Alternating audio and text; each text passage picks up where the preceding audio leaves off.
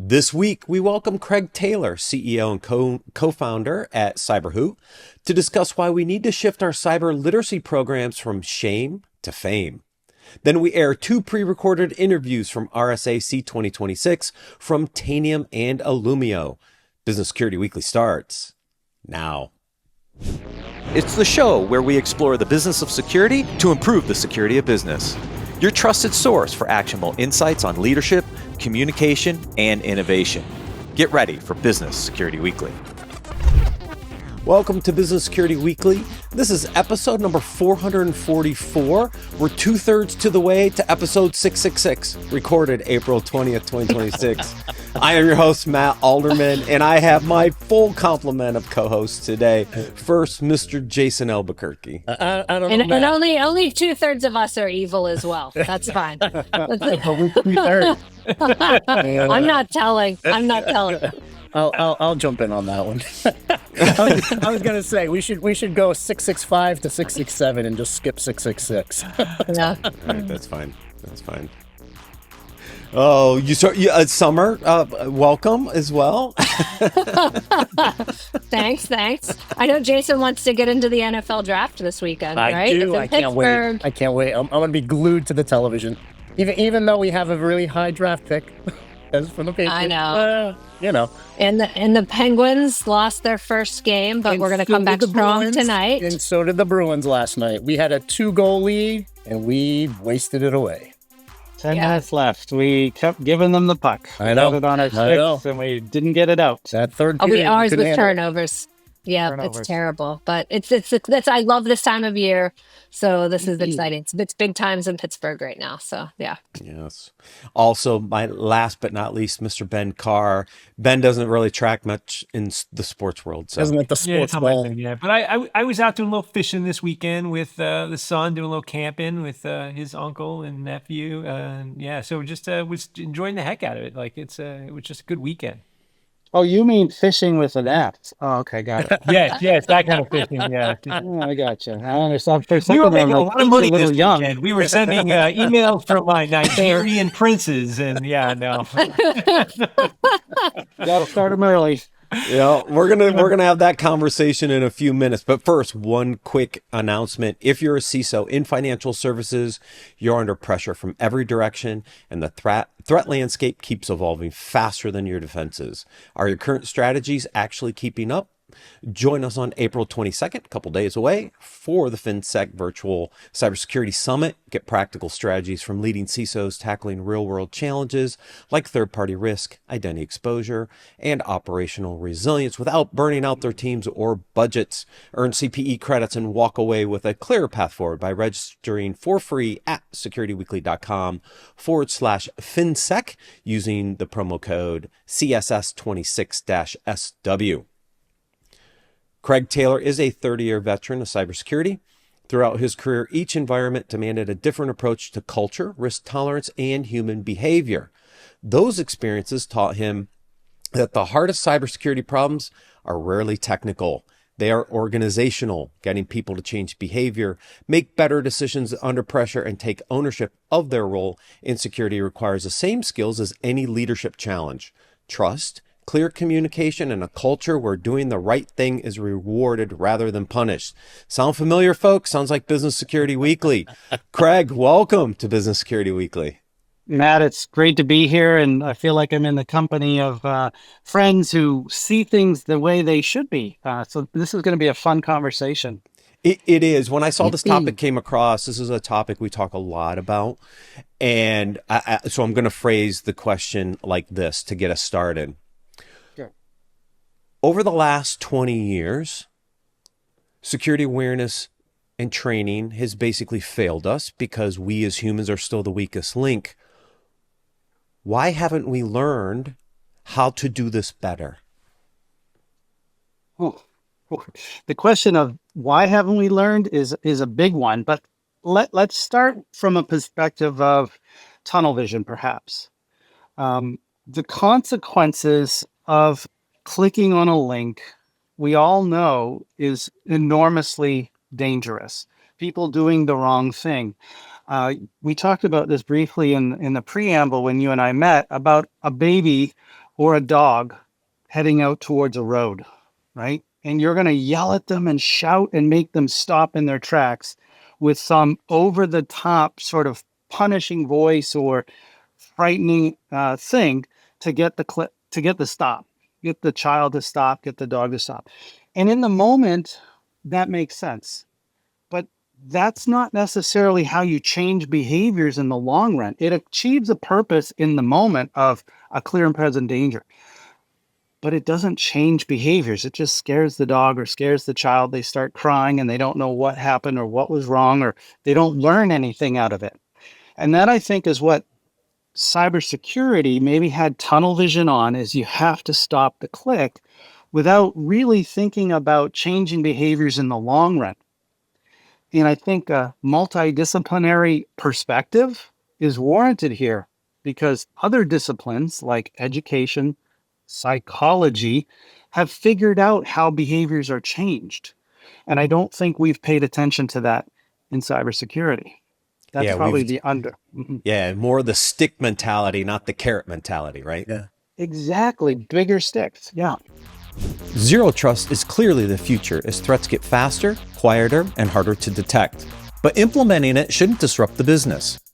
ThreatLocker enforces default denied execution in a way that remains enterprise-ready, scalable, and operationally clean. Unknown software is stopped cold, trusted apps stay contained, and drift is locked down across the environment. It's zero trust that works in real enterprises and prepares you for the threats ahead. See why CISOs are adopting it at securityweekly.com/ThreatLocker. Craig, I mean, a lot of this is rooted in culture.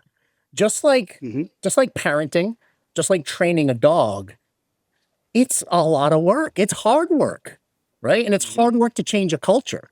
And I've seen organizations with so many different types of cultures, right? The culture of fear, the culture of compliance, the culture of the stick, where you get a lot of shadow IT culture. Then you have some of the ones who eke toward the better side, the reporting culture, right? The safety model, an empowered culture where they're constantly evangelizing. Then you also have like the security by design culture. Everything is security embedded into everything we do. How do we start building a culture that ultimately enables our employees, enables our user base? And it's a learned thing. I think we have to start learning what type of culture works. Is it a combination of these? Is there some type of a stick and some type of a carrot? Is it a combination of empowered and security by design? Where have you seen the most success? Because it's all over the place in organizations that I've seen. It really is. And I think, to your first point, it's a bit of work to do either way, right? It's a lot of work to create a punishment approach and to have the meetings with HR and the 3 strikes and you're fired and that documentation, the effort that goes into that. It might be a little bit of work and a lot of work to do the positive side of things, to recognize people that are high performers that report phishing or report security events, and then recognize them publicly and create that. If you see something, say something. It's a military favorite. Both are a lot of work, but the best analogy that I've come up with, well, there's multiple analogies and we could talk analogies all day long, but the classroom is a nice one.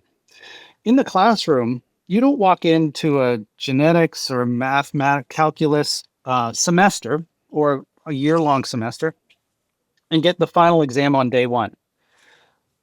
But that's what we do in cybersecurity oftentimes.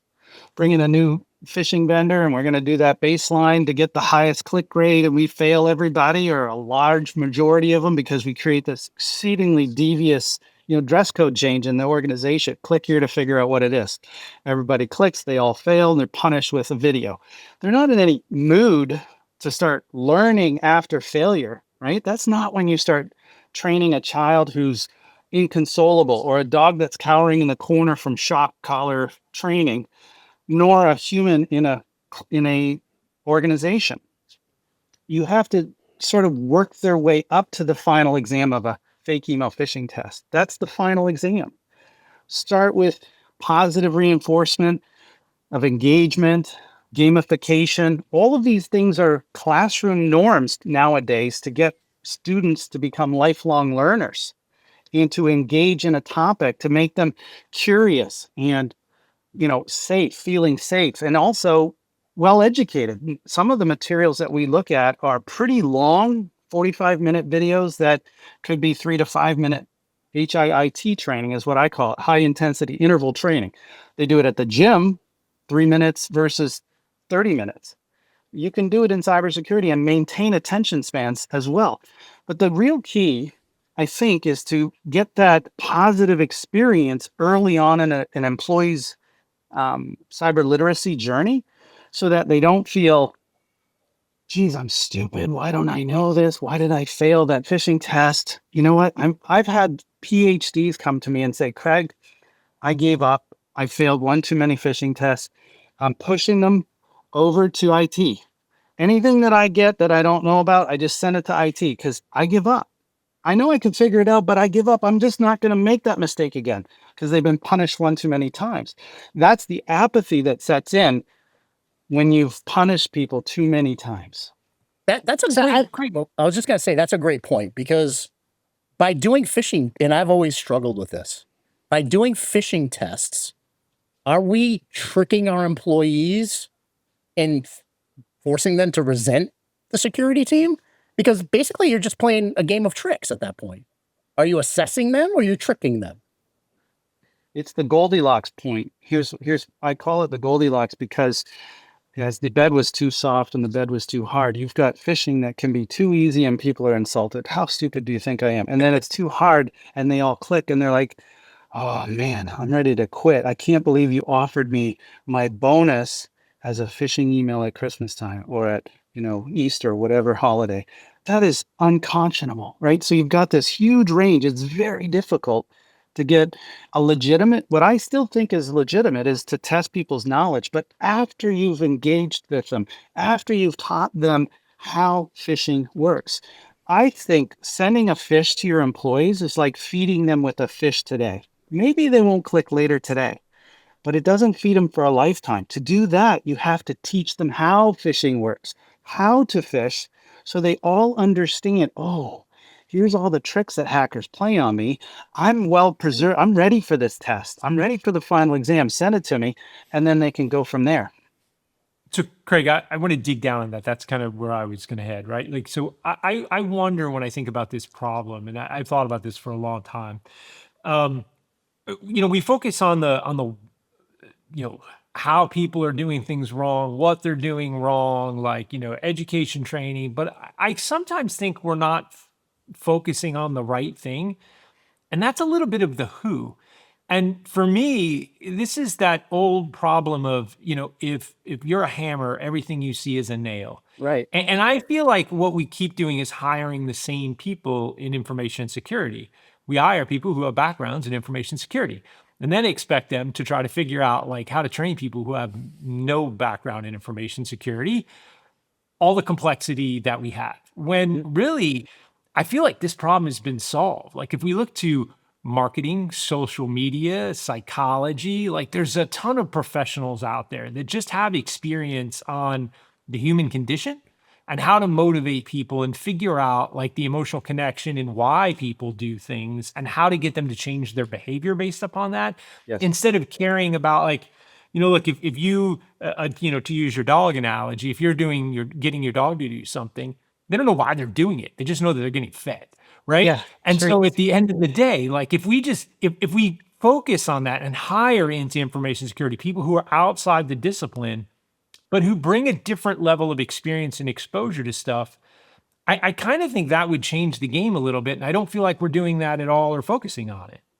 Yeah, I think I'm just a little bit lucky because my degree 35 years ago was psychology, and I refused to go to PhD because it was another 6 or 7 years. So I got out of operant conditioning at the 4-year honors degree. I did this paper, and they passed me, and I got out. Then I was like, now what? So I fell into cybersecurity at a time where a lot of things were being outsourced all over the world, and thought, cyber can't be outsourced. And here's this firewall vendor that needs a support person. And I learned TCP/IP from the ground up. And I did, because I had a psych degree, but they took a chance on me. But in my psychology, I had a multidisciplinary education. We brought in teachers from biology and zoology. From economics on a class on whales. And we looked at, is it better to harvest all the whales in the ocean, or is it better to do ecology and do ecotourism with these whales? And we debated it. And there were two professors from each side.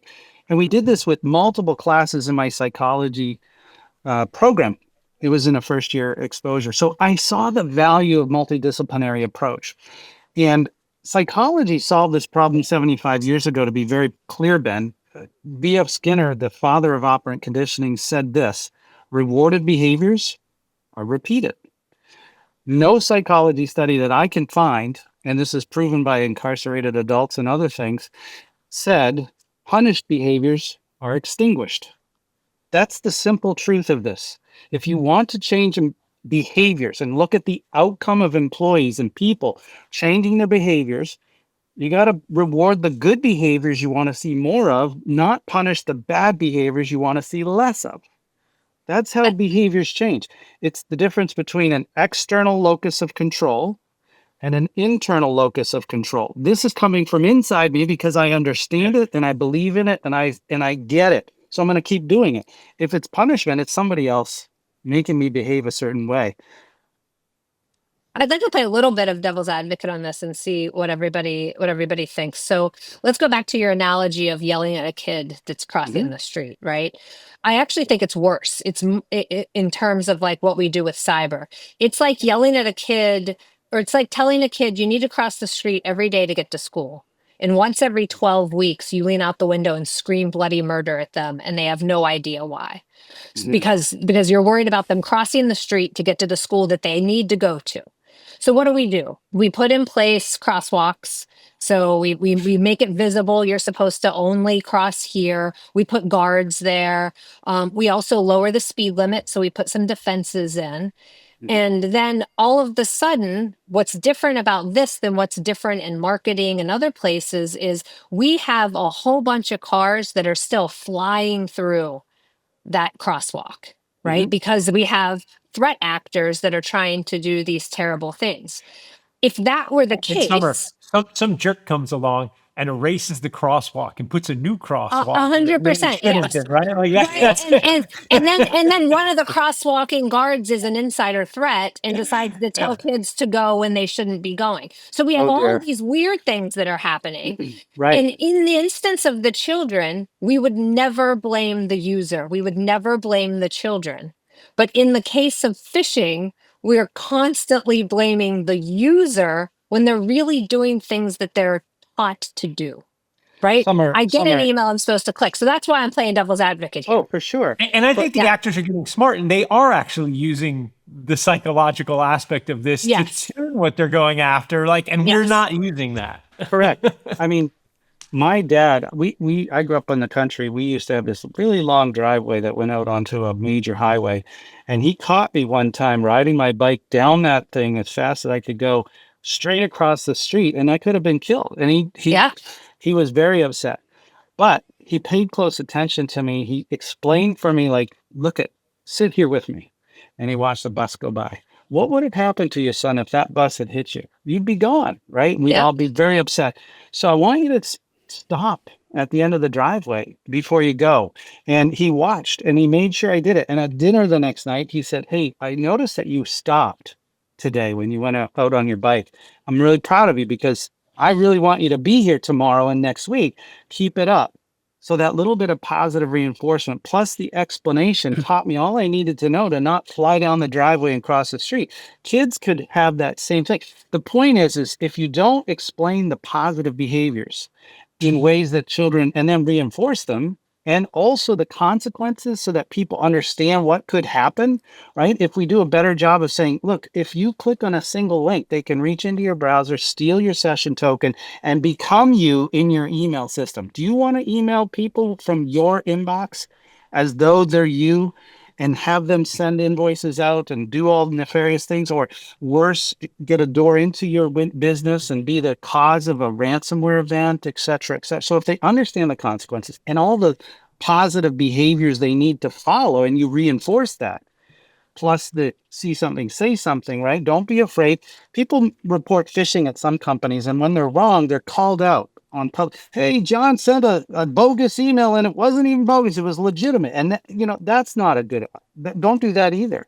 So, I think your analogy is exactly right about the crosswalk, the erasure of the guardrails, and the slow down speed limits, and all of that. Our adversaries don't care and listen to any of that, which is why it's so much more important for us to walk the employee up to the edge of the road and say, look, we have all these safety features that are our technology stack, but ultimately when you step out into the roadway, you could get hit. So you need to look left, you need to look right, slow down, pause, assess, report, PAR on any email that you think is untoward.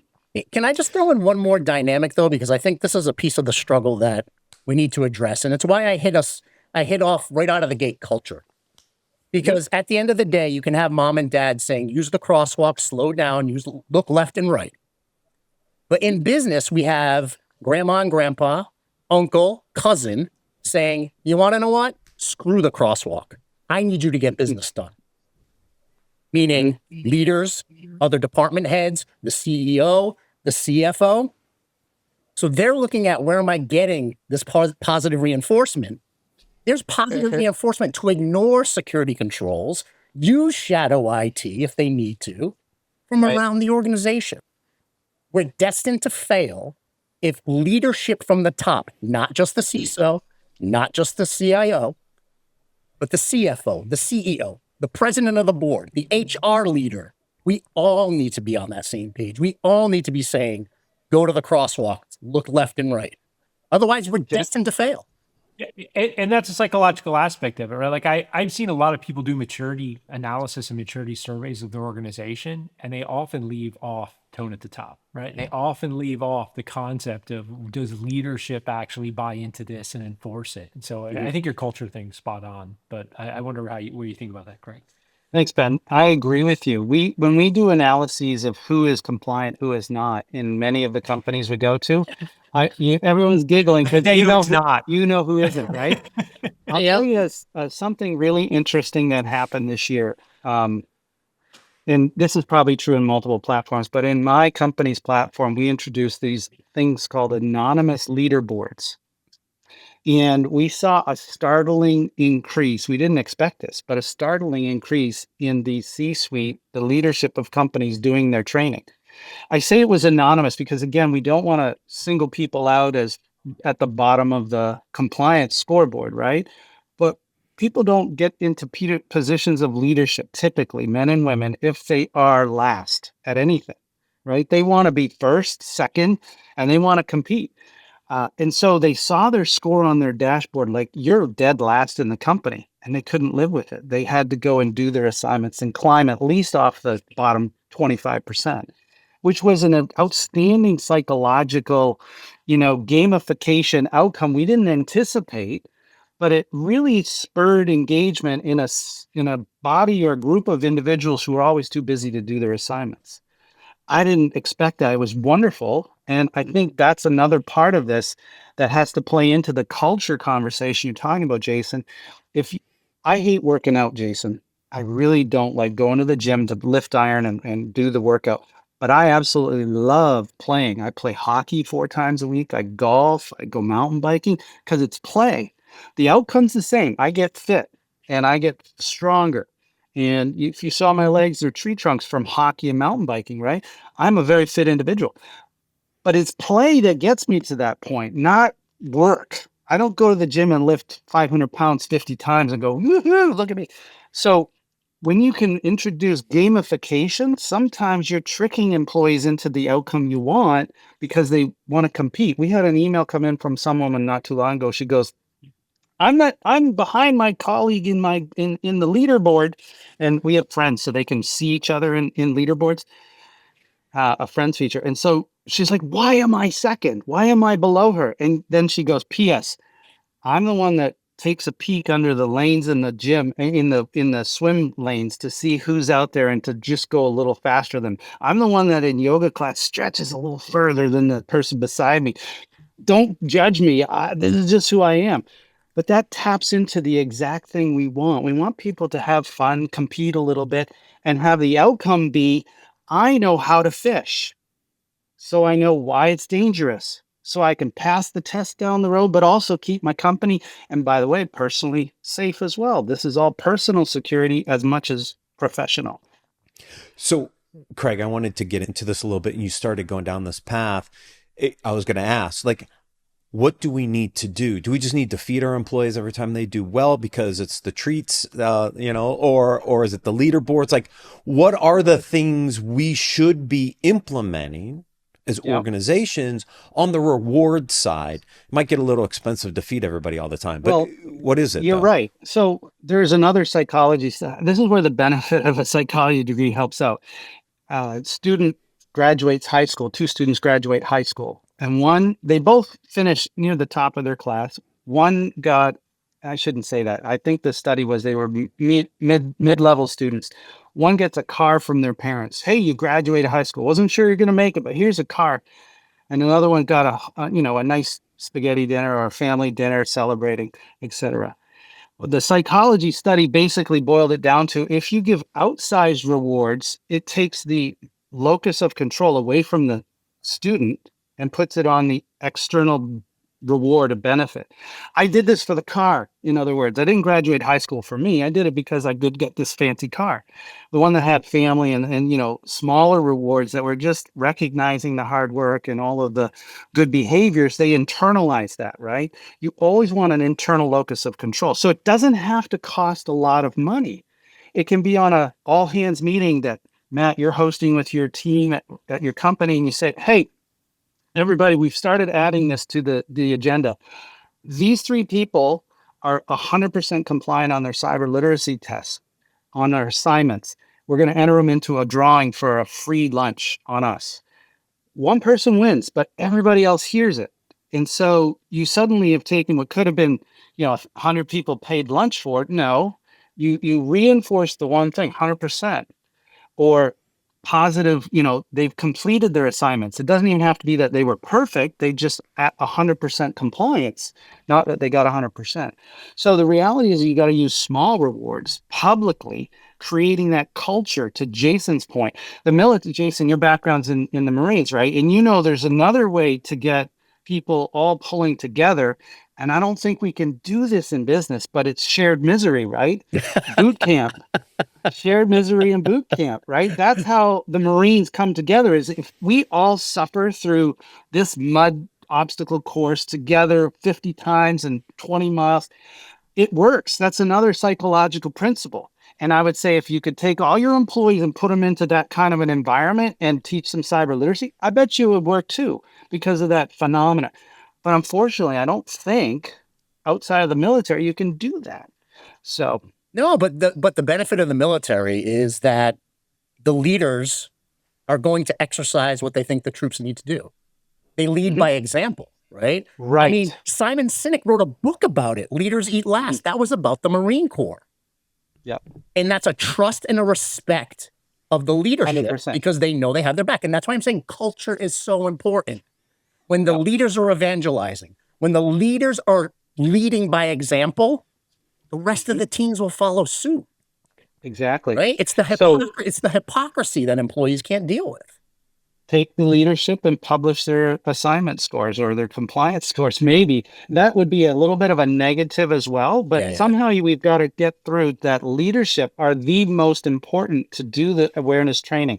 When we've done incidents and forensic response, we've looked at it, and it's the wire transfer from the CFO to somebody out there who got a phone call or an email from the CTO who wasn't the CTO or the CEO. Because they didn't do their training and they didn't verify, and they're the ones in charge of the big purse strings. And so it costs the company $750,000 or $100,000 or what have you. The consequences of not doing these things matter. I mean, you want to know what would be impactful? Have any leader aside from the IT or cybersecurity leader teach a phishing education course or a social engineering education course. Have the president of the board come in and do a lunch and learn. Have somebody outside of the organization doing it. That shows that the company has skin in the game, that the entire C-suite has skin in the game. Can you imagine a CEO teaching a social engineering lunch and learn? That'd be amazing. And it works inside psychology. There's Bloom's hierarchy of knowledge, and one of the things says, if you want to learn something, go with experienced people who have done it before. Learn from them their tricks. But if you want to take it to another level, teach it. Because to teach it, you have to understand the minutia and the little steps in between that you wouldn't know if you just memorized things. So you're right. Having leadership teach a class would be the shortest path to getting them all in on the knowledge they need. Yeah, I think also go ahead, Matt. I was going to say that's probably where the concept of security champions can come in here as well, right?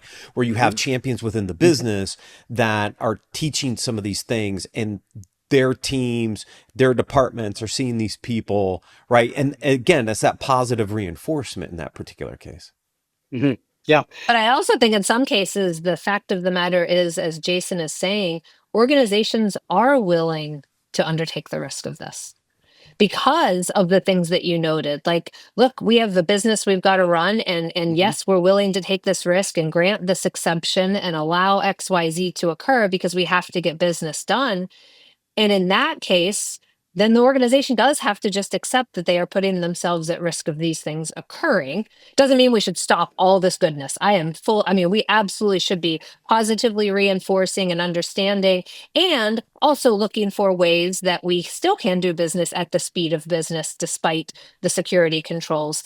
But in some cases, the reality is the culture isn't what we think it should be from a security standpoint. Summer, from that perspective, you're absolutely right.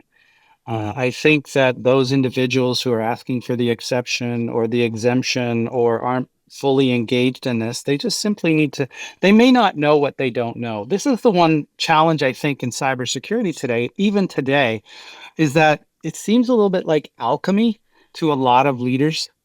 That's what I hired an IT director to do. That's what my IT is supposed to fix. I want this magic bullet. I spend $1 million on technology protecting our companies. Why do I have to participate? Because they don't know what they don't know. So a good cyber lead is going to say something to the effect of, okay, John, you want the exception so that you don't have to MFA into our environment because you forgot your token at home, or you didn't have it, or you couldn't, your phone was lost.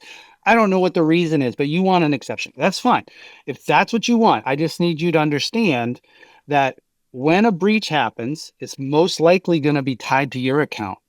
And you're going to have to go to the board and explain why we wired $1 million to the wrong people on your account. I'm happy to do it if that's what you need. And maybe we do it for today, and it probably won't happen today, right?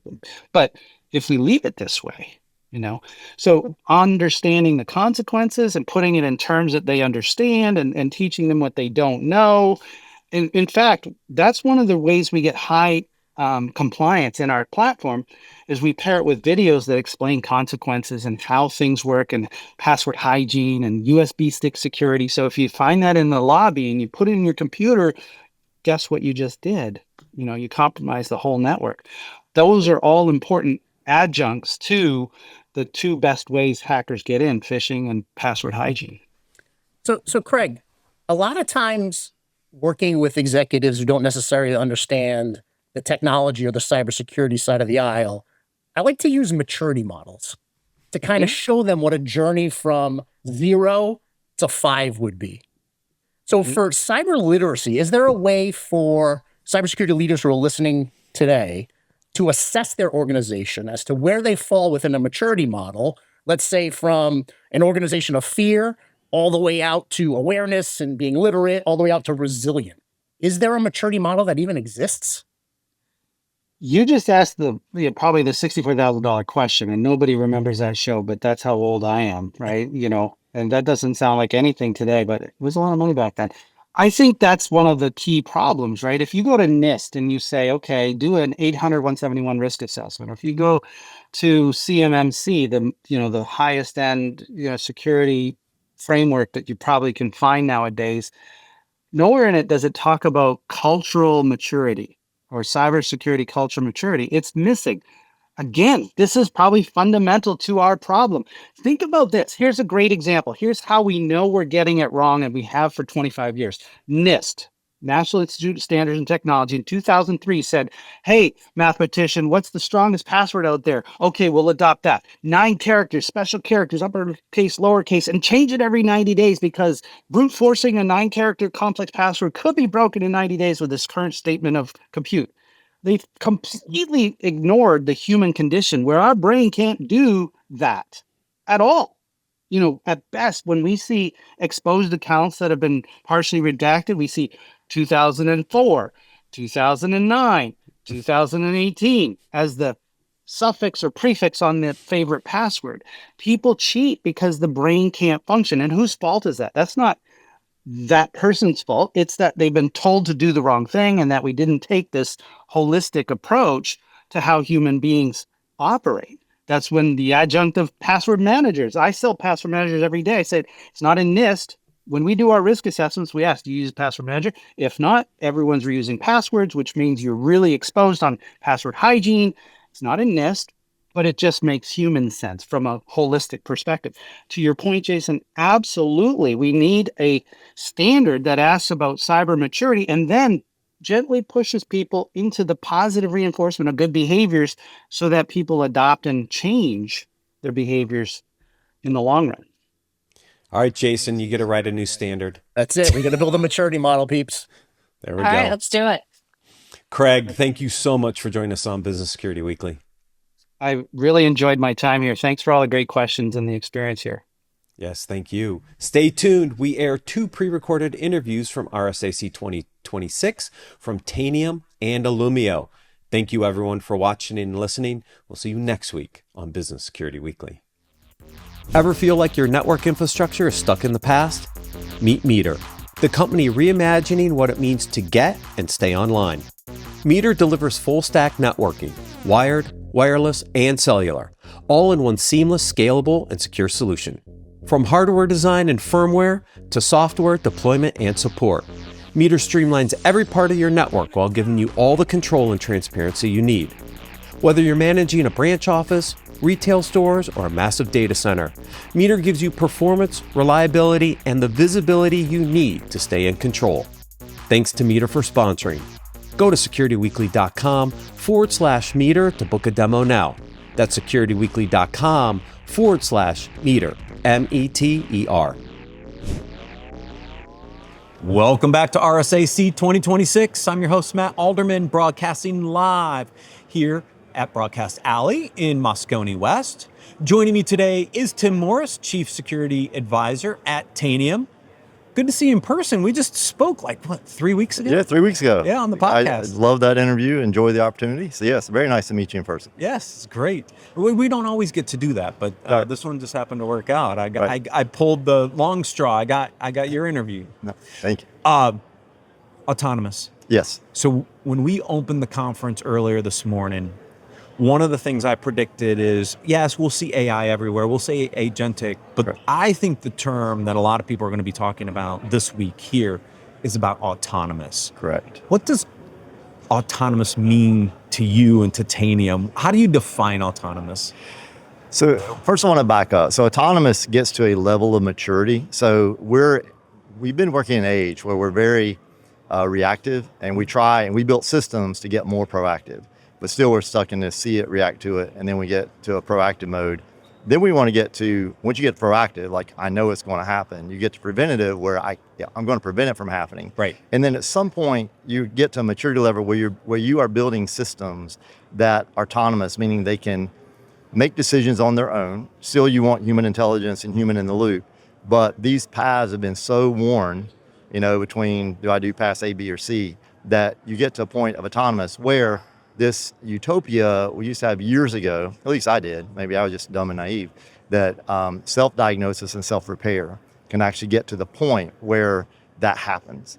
And so right now, so many of the problems we deal with are just getting from that, reactive to proactive. We build entire programs to move from step 1 to step 2, reactive, proactive. The problem I've seen, and one of the reasons I've joined Tanium, I've known about the platform and product for a decade and a half now, almost 2 decades, I'll get in that in a minute, is that there's a step 0, and that's visibility. It's like you have to be able to trust the data to get to this point of what's called trusted automation, that when you get to trusted automation, then you can move into the autonomous way. So we're still stuck in this reactive, proactive. Some people might get to preventative, get those CMM levels, but to get to autonomous, you're not only preventing it, but you're actually kind of predicting, knowing what's happening and putting up an environment that it can't happen. It's going to behave the way it is, but know exactly how to handle it when things don't go the way they're intended. So does that mean we need to approach the concept of autonomous differently than we've attempted to do from detection, reactive to proactive? Do we have to think about this differently? You absolutely have to think about it differently. I've been talking to organizations, and the fault I see is people forget the foundation. They want to go automate everything and get to autonomous, but they're still working in these 30-year-old, 20-year-old systems. Mm-hmm. And they're still using data across different groups, across fragmented tools, and that data is stale and old. So this group, one group sending, data to another group. To get to autonomous, if you don't fix that foundational problem, like real-time visibility and knowing exactly that I can trust the data, because if I can't trust the data, I can't trust the outcome. You can't automate anything off of it. Nothing. Right. And I've not seen a cybersecurity program, an IT operations program, a GRC program that works. It's basically impossible if you don't have accurate data that you can trust. I always say that, governance is, without visibility it's impossible, You can have governance, it can be dangerous if you don't, have the visibility. Right. But it actually flat out gets, impossible if you're not doing it. Right. So. Visibility has been a challenge in this industry for the almost 30 years I've been in it, right? We are bad at understanding our asset inventory. We're horrible at it. We don't know what systems are out there. We don't know what software is running on them. We have a huge blind spot that we have not solved for very well as an industry. And I know Tanium's done some interesting stuff, so we'll get there in a second. So all these vendors that are out here talking about autonomous, they're never going to get to nirvana unless we go fix this underlying issue that we have, which is we don't know what we have. Yeah, we don't know. I mean, if you look at NIST 101, 102, what devices are on your network? What's running on those devices? Yes. Because you can't get a patch program, a vulnerability management. You can't even manage identities if you don't know where things are at and who's doing what. So what we have done as an industry is, and I've witnessed this firsthand, it's where, say, security is trying to do, the preventative stuff like threat hunting. Right. They're doing the reactive stuff like incident response. But when they go to do it, the data they have, they can't trust it. And so you will have entire organizations. This is beyond like shadow IT.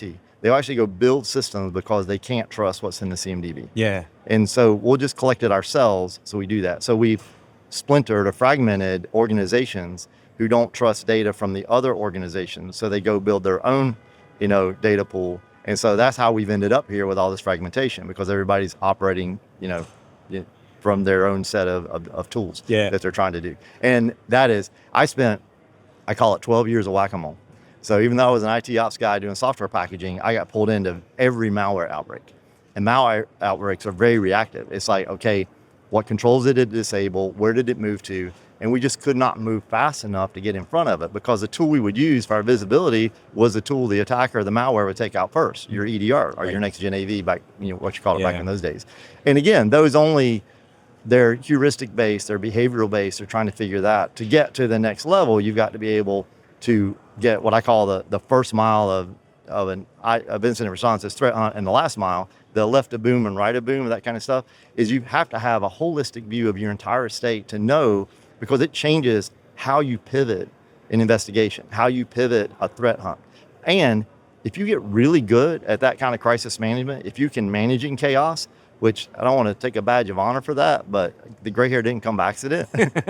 When you get really bad, that's how I ended up in cyber. Like, okay, you actually can figure out where the malware is. You can do the dynamic analysis and figure it. I never like doing static analysis, but anyway, you can figure that out. So once you come over to cybersecurity and just kind of manage all the endpoints.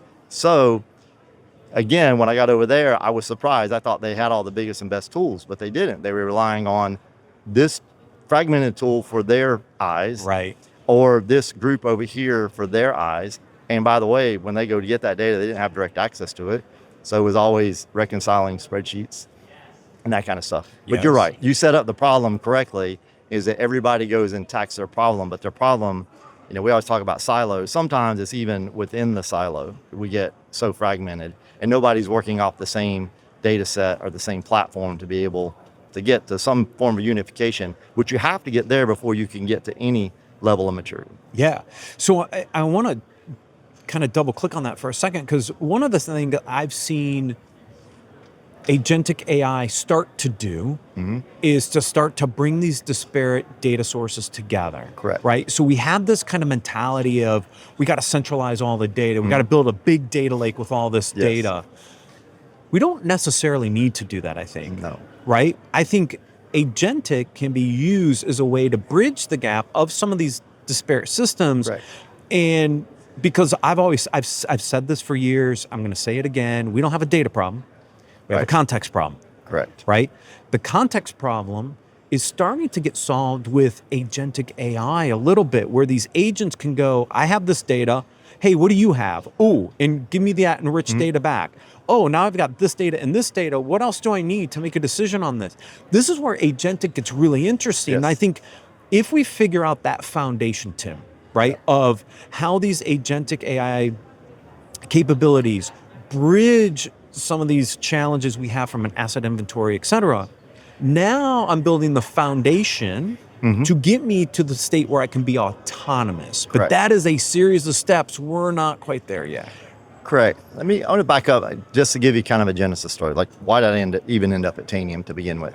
I remember I was part of Wachovia Bank. We were doing a merger acquisition. We did a lot of these back in 2005, and I met the founders who had built BigFix at the time. Yeah. And I saw BigFix, and I was actually impressed. It was faster than, it wasn't called SCCM at that time. But anyway, I just, the way they were tackling the problem was a little bit different, and it was a little faster. However, at that time, it was still suffering from the same architectural problem that we have when we look at data lakes. It's all a hub and spoke model. Right. So yes, AI will help you analyze that data, but again, you're analyzing data at a point in time that you had to make some telemetry decision, some age-based decision, like how much of this data am I going to send to the lake, and then how long is it going to take? In my environment, over 500,000 endpoints, just to scan all the IP addresses, there's over 1 million of those, it could take a week, and that's if you're doing it really, really fast. Right. Not forget something happens and now you got to go focus on, say, public accessible stuff, so you delay the thing. So anyway, when they sold the Hindawi father and son team sold that, they went into this incubation period and they wanted to solve that, I call it the curvature of the earth problem. This hub and spoke architecture problem was not going to work for what they wanted to do, because instead of taking 15 minutes to do something, it should take 15 seconds to do something. Right. So they went out, they hired a developer who fixed a networking protocol for multiplayer games. So instead of, you can't, over old modems like you and I used to have, you can't send the whole theater, you got to just send the player the movement. Did that, and then they got somebody else that could do the natural language parser, because one of the dings about BigFix was learning that relevance language. Nobody wanted to learn another language. Right. Fast forward. So what happens is now you've got this super fast protocol that can do exactly what you described, where these agents, the endpoints themselves, which by the way are intelligent, we look at them as dumb. We treat them like dumb terminals, from the 70s or 80s, but they're not. They're super intelligent. They know exactly their state, from cradle to grave. They know exactly where they're at any given time, and they can feed that to whatever orchestration system you have. Right. So what Tanium capitalized on was, hey, with real-time data in the agentic part, you can do self-diagnosis and self-repair. However, when I saw that, 2009, 10, they didn't make a cool product until 2012. I got it in 2013. We weren't ready. I mean, there's no way I want computers in a data center just negotiating. Self-healing. Yeah. Self-healing. But now, fast forward again 15 years, and we're in this situation, as Mark Andreessen calls it. He said this last year, there are two types of companies. There are true AI companies that are really talking about how we do things completely different. Yes. And then there are 6 bullet AI companies. They did these 5 things and now they just add the 6th bullet. Right. So with Tanium, I always feel privileged to be there at that genesis because it was built as an AI company from the very beginning, almost 20 years ago. And so to get to that agentic part, that's where we're at now, is now that we can manage workflows, but the agents themselves can negotiate and know. I mean, we're already doing it with communication. Like, hey, what do you need to know about me? I'll put it there. Or I can help my neighbor out as far as file distributions. I need this content. I need this configuration or whatever.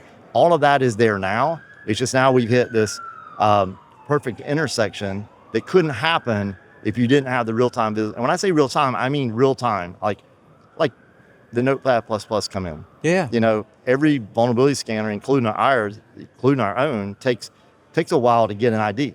SLAs may say 24, 72 hours. For what I call celebrity vulns, it might take 2 hours.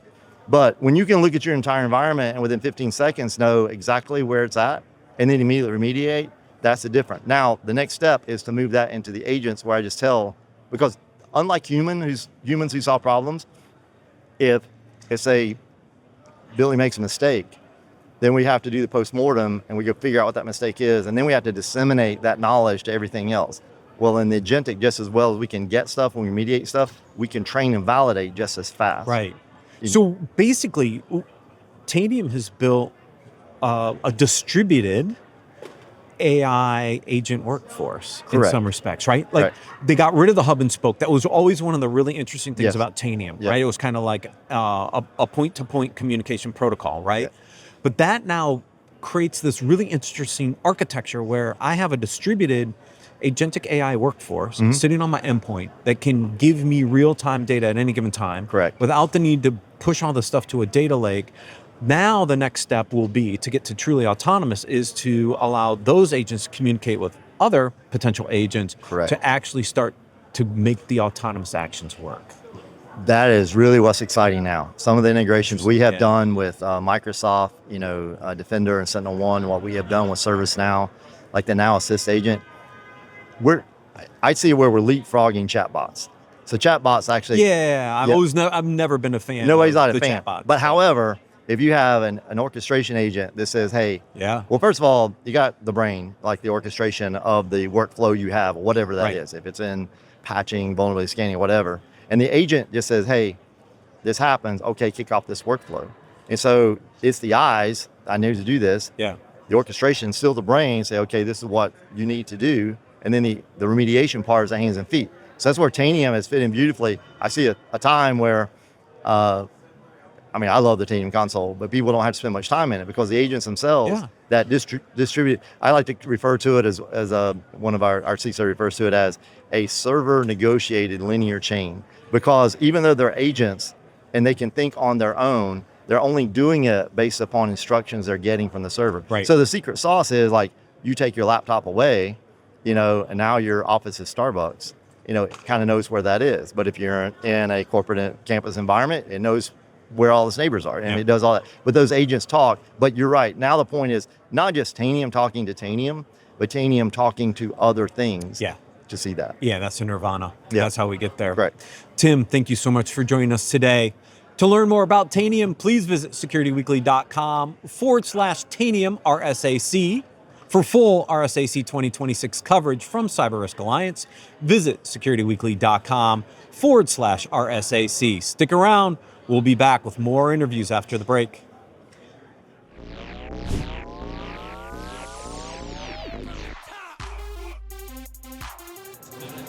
Welcome back to RSAC 2026. I'm Matt Alderman.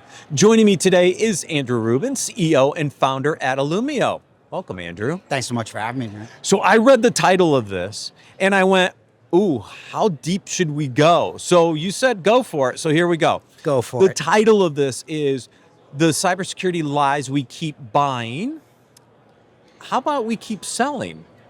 It depends on which side of this you're on, right? I think it's fair to say that you have to have one in order to have the other. Exactly.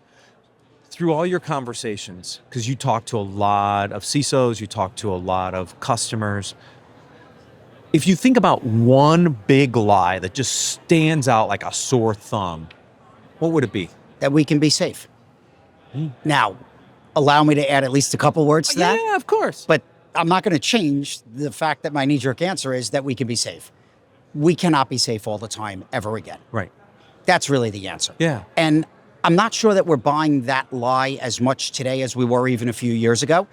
But we have to literally dismiss the lie. We have to dismiss the comment. And we just have to start the conversation with, we have been, we are, or we will be breached. And it is actually going to become a very normal part of life, unfortunately, but it's going to be normal. And we have to start the conversation by accepting that because, as the old expression goes, can't solve a problem until you admit you have a problem. I think this is a really interesting point because I have never assumed that we were safe. As a practitioner, we know all the things that can go wrong. And in this industry, we have been really bad at a few things. I'll give you one. Inventory. Sure. How many organizations know 100% of the hardware and software run in their environment? Probably zero. Probably zero. Well, how about this? At least know it 100% accurately. Exactly. Okay. Right? So if that's the foundation for InfoSec, because that's what CIS says, control number one, know your hardware inventory. Control number two, know your software inventory. And I don't know it 100%. How can I ever assume that I could be safe? Because I don't know what I don't know. So I think there's a nuance here, and it's very important, which is we sort of, in everything in cyber, take it as binary. We're either perfectly safe or breach to catastrophe. And what's interesting, and there's a parallel that I've talked about over the last couple of days here at the conference quite a bit, in almost everything else in life, and I mean literally in life, not just in technology, we grade outcomes. So I'm a little sick, I'm very sick. I have a small outage, I have a big outage. And for some reason in cyber, we've all conditioned over decades that you're either safe, which equals success, or you're breached, which equals catastrophic disaster. And somehow we missed the object lesson, which is having a small problem in anything in life is better than having the same problem a lot bigger. Right. And the cyber narrative, and the reason why I started off by saying that the lie is that we're safe, the cyber narrative is supposed to start with, our job is to be safe as much as possible. And it is equally our job that when we're not safe, we have a strategy for finding things quickly and stopping them quickly. Dwell time measured in months is something that all of us collectively as practitioners should be somewhere between embarrassed and terrified of in 2026. Oh, agreed. I was telling you the example. A vulnerability gets disclosed, the exploit is available before the patch is available. Right? Like, of course, months of mean time to detect is absurd. So, it's actually measured in negative time now. It's negative time. So I will tell you, I've been saying for a very long time that cyber is a math problem. Now, we all know the sort of ultimate expression of that, which is the defenders have to be right 100% of the time, 100% of the time. The attacker only has to be right one time.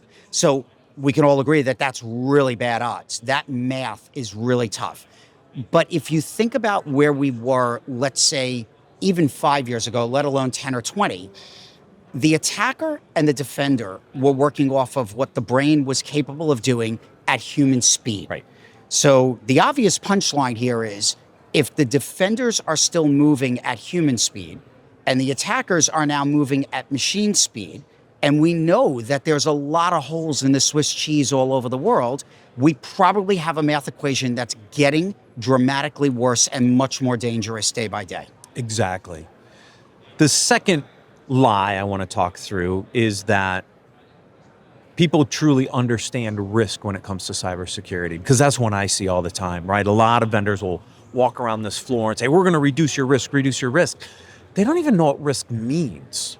We use terms in this industry in the wrong way, and we kind of create this false sense of safehood, maybe, back to your safety comment. But if we constantly are using terms wrong, how are we ever going to build credibility with our executive team and our boards that we actually know what the hell we're talking about? So I agree 100%. And now I'm going to build on it.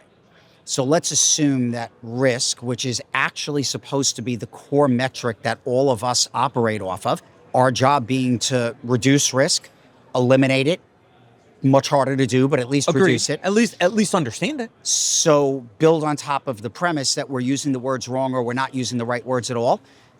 Think about how much we do, the money we invest, the processes we build, and the time that we invest, and we're not even relating it or equating it to what risk are we actually managing in the process. Right. And unfortunately, as we've now seen over certainly the last 10 years, and in particular over the last few years, we're either investing in the wrong things, doing the wrong things, or not managing the actual risk. Now, I'll give you a really silly example. Silly not in that it's not real, but it's one that's been talked about for so long that it has to be deemed silly. We all know that if we did basic hygiene better in cyber, we'd be a lot safer. We wouldn't be perfectly safe, But we'd we'd be a better. lot safer.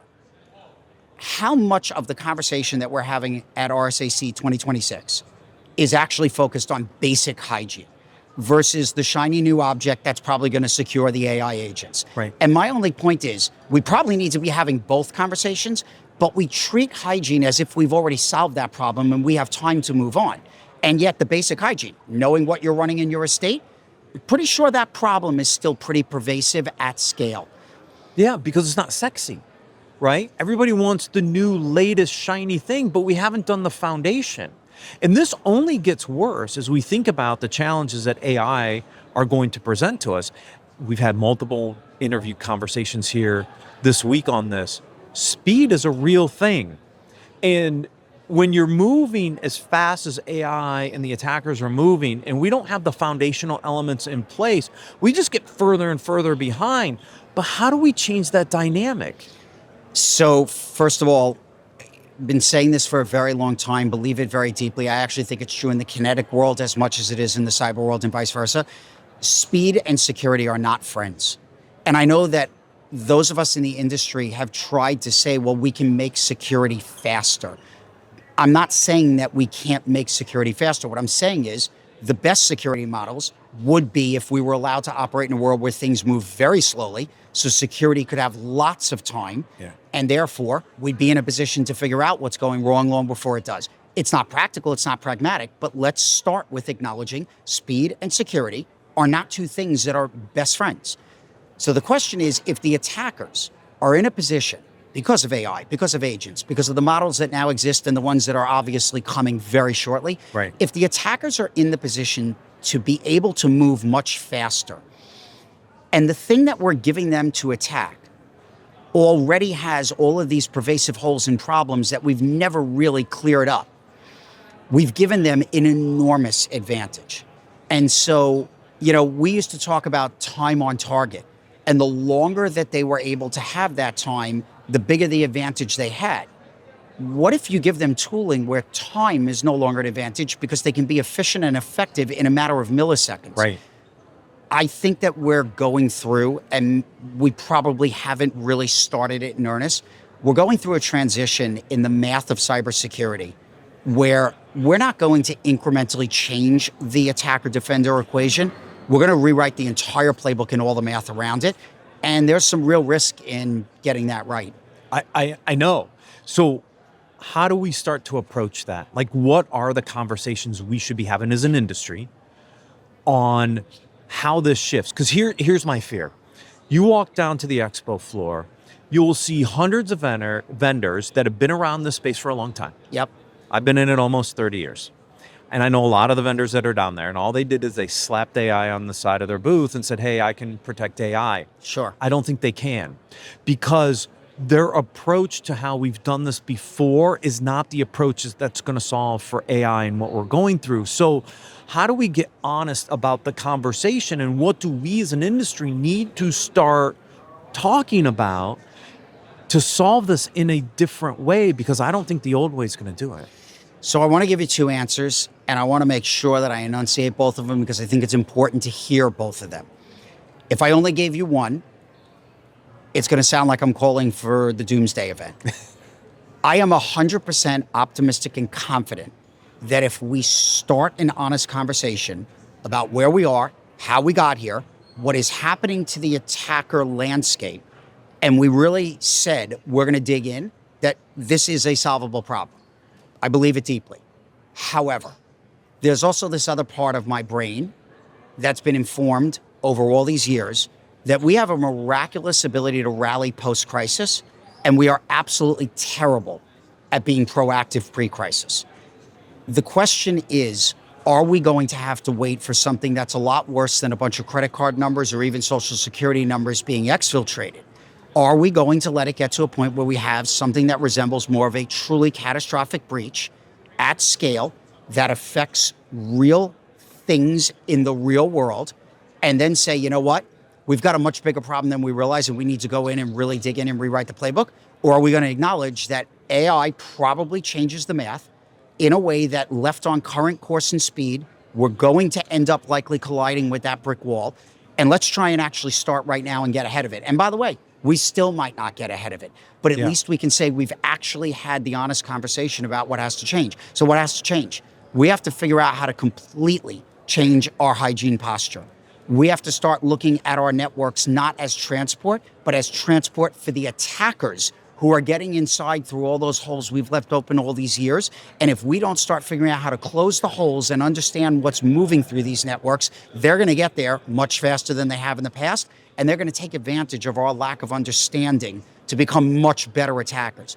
We have to start by saying we're going to have to change the operating model and the math, or we're not going to be behind. We're going to be devastatingly far behind. Yeah.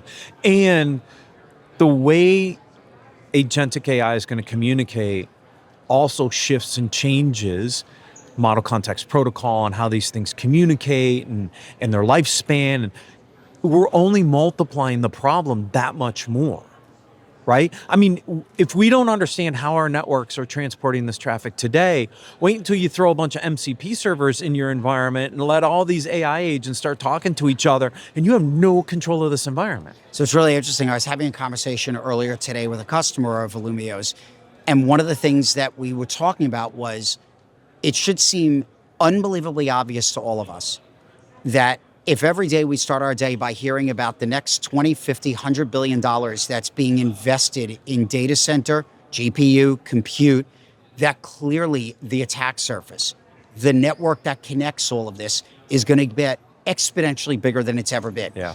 If you believe in the AI narrative, in any form, whatever form you choose to believe in it, but if you believe in the AI narrative, and clearly you have to believe in the investment narrative around infrastructure, you have to believe that the attack surface is going to get bigger faster than we've ever seen.